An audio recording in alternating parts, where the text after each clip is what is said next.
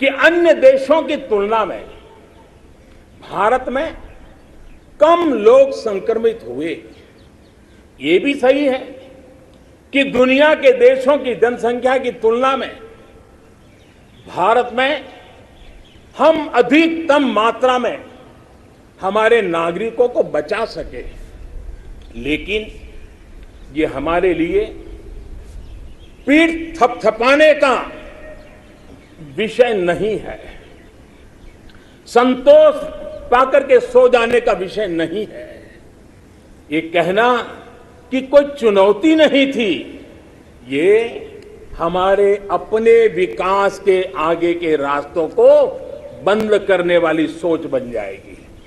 दुनिया के समृद्ध देशों की तुलना में हमारी व्यवस्थाएं कम है। विश्व के पास समृद्ध देशों के पास जो है वो हमारे पास नहीं है।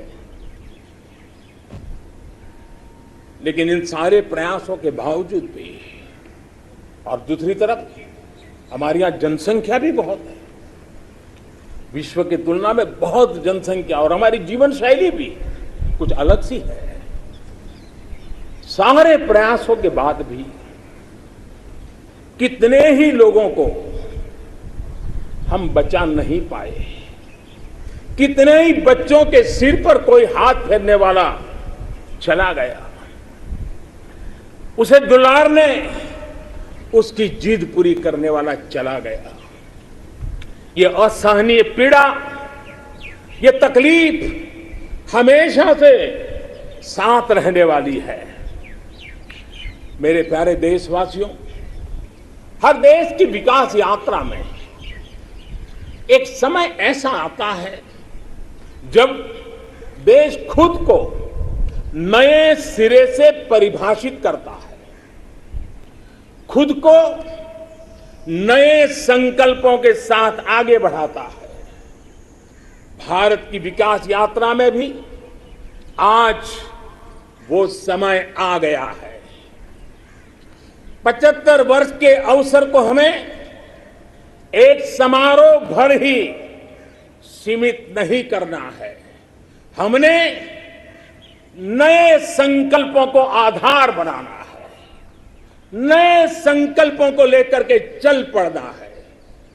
यहां से शुरू होकर अगले 25 वर्ष की यात्रा, जब हम आजादी के शताब्दी मनाएंगे, नए भारत के सृजन का यह अमृत काल है। इस अमृत काल में हमारे संकल्पों की सिद्धि हमें आजादी के 100 वर्ष तक ले जाएगी, गौरवपूर्ण रूप से ले जाएगी। अमृत काल का लक्ष्य है भारत और भारत के नागरिकों के लिए समृद्धि के नए शिखरों का आरोहण। अमृत काल का लक्ष्य है एक ऐसे भारत का निर्माण जहां सुविधाओं का स्तर गांव और शहर को बांटने वाला न हो। अमृत काल का लक्ष्य है एक ऐसे भारत का निर्माण जहां नागरिकों के जीवन में सरकार बेवजह दखल ना दे। अमृत काल का लक्ष्य है एक ऐसे भारत का निर्माण जहां दुनिया का हर आधुनिक